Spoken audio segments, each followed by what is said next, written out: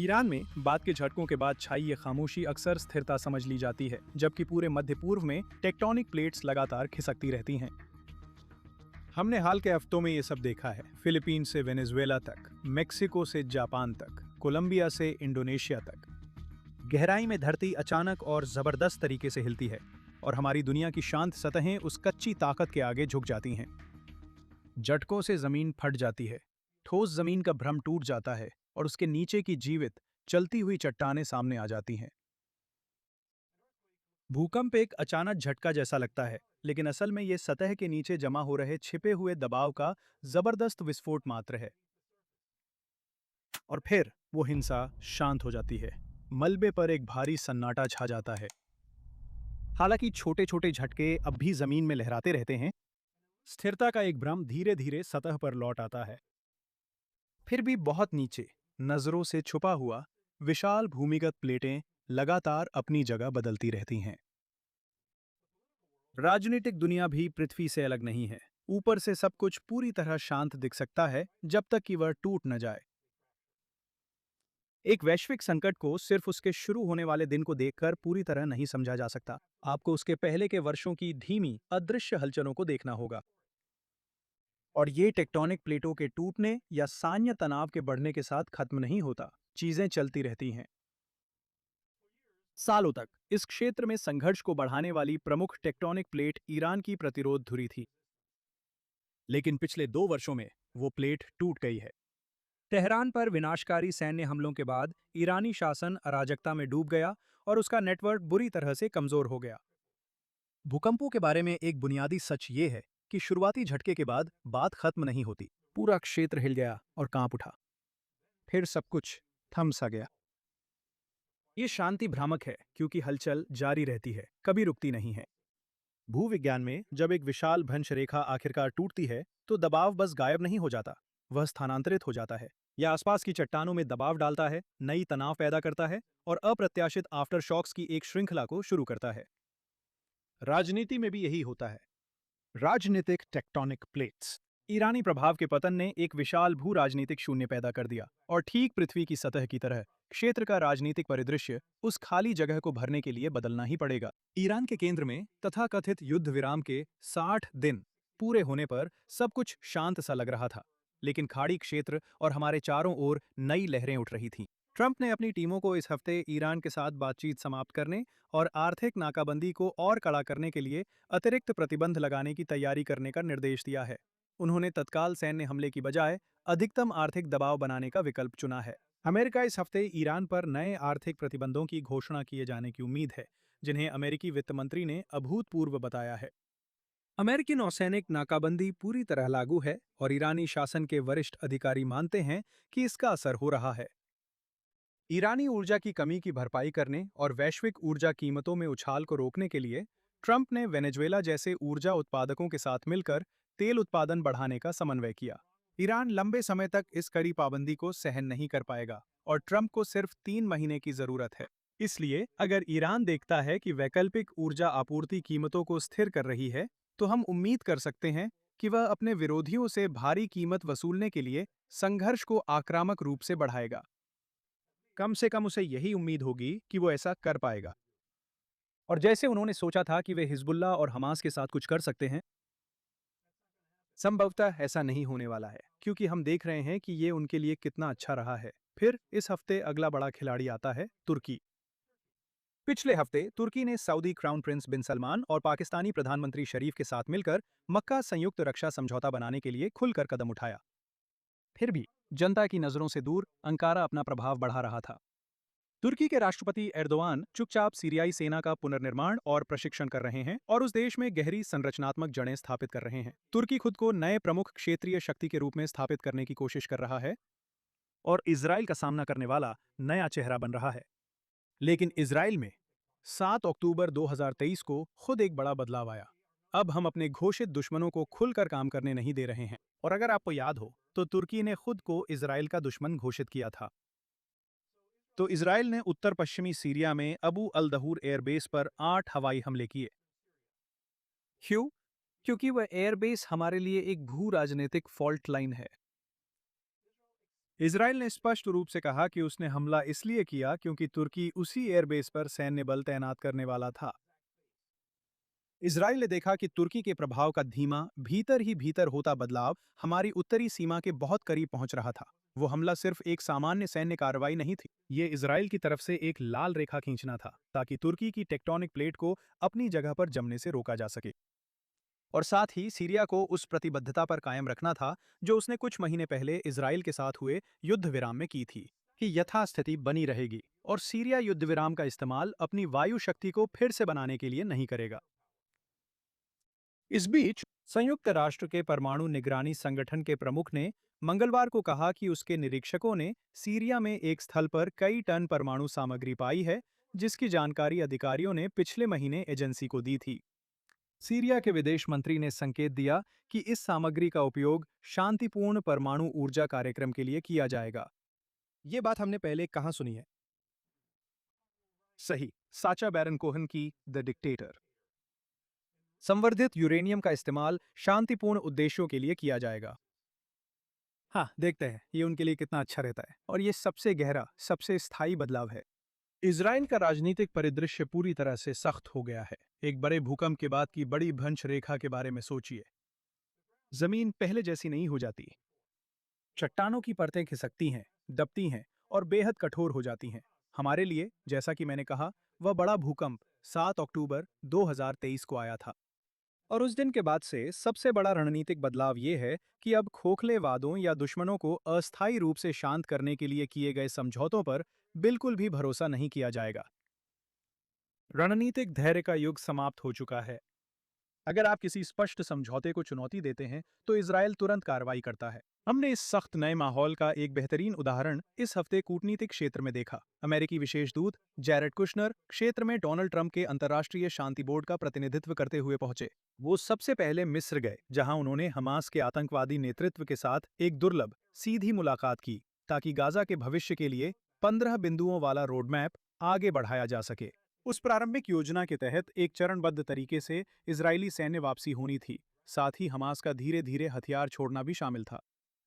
लेकिन फिर कुशनर सोमवार को इजराइल पहुंचे और प्रधानमंत्री बेंजामिन नेतन्याहू के साथ बैठक की, और नेतन्याहू ने उस विचार को सिरे से खारिज कर दिया।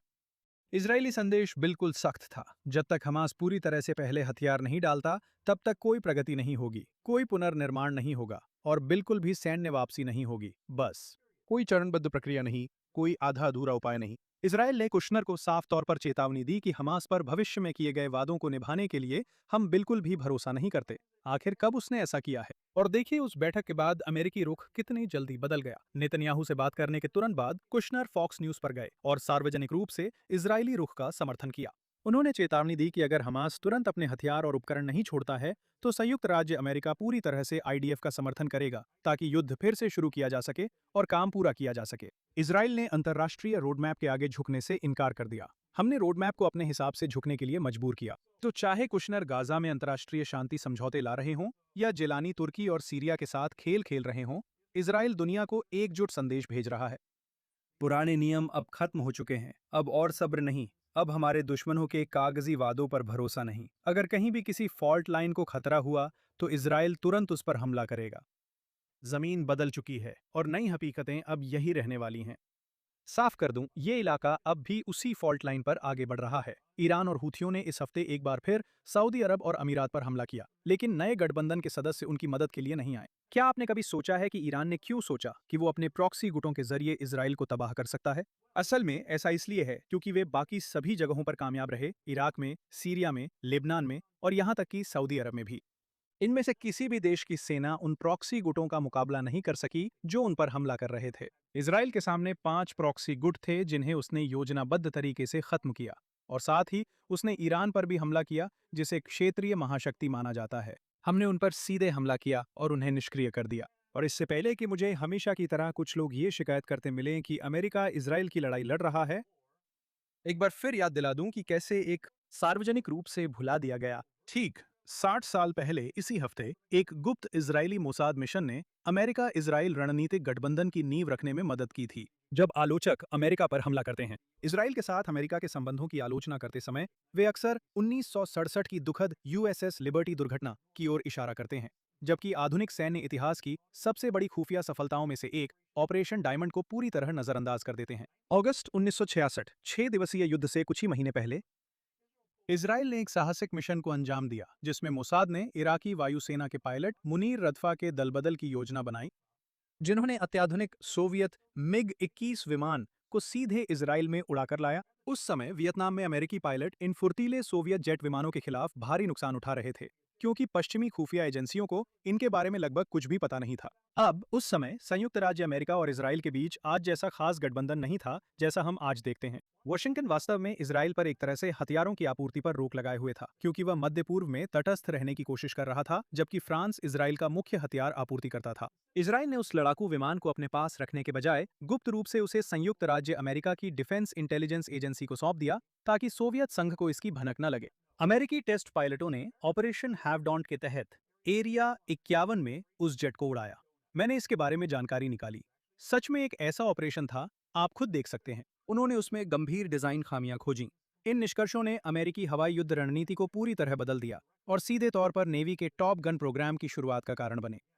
हाँ, टॉम क्रूज की फिल्म जिसने दक्षिण पूर्व एशिया में अनगिनत अमेरिकी जानें बचाईं।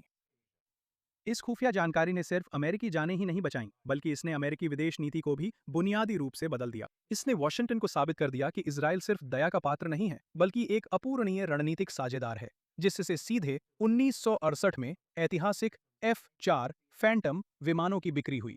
असली गठबंधन भावुकता से नहीं बनते, वे साझा खुफिया जानकारी और आपसी ताकत पर बनाए जाते हैं। ऐतिहासिक स्मृति चयनात्मक नहीं होनी चाहिए। कई दशकों के गठबंधन का मूल्यांकन केवल सबसे बुरी अपने ही पक्ष की गोलीबारी की त्रासदी से करना, जबकि ऑपरेशन डायमंड जैसी जीवन रक्षक उपलब्धियों को नजरअंदाज करना गलत तरीके से इतिहास को बदलना है। और ये 1966 से ही सच रहा है, और आज तो और भी ज्यादा सच है। और वैसे 7 अक्टूबर आप सभी के लिए, आपके देशों के लिए भी एक चेतावनी के रूप में काम करना चाहिए।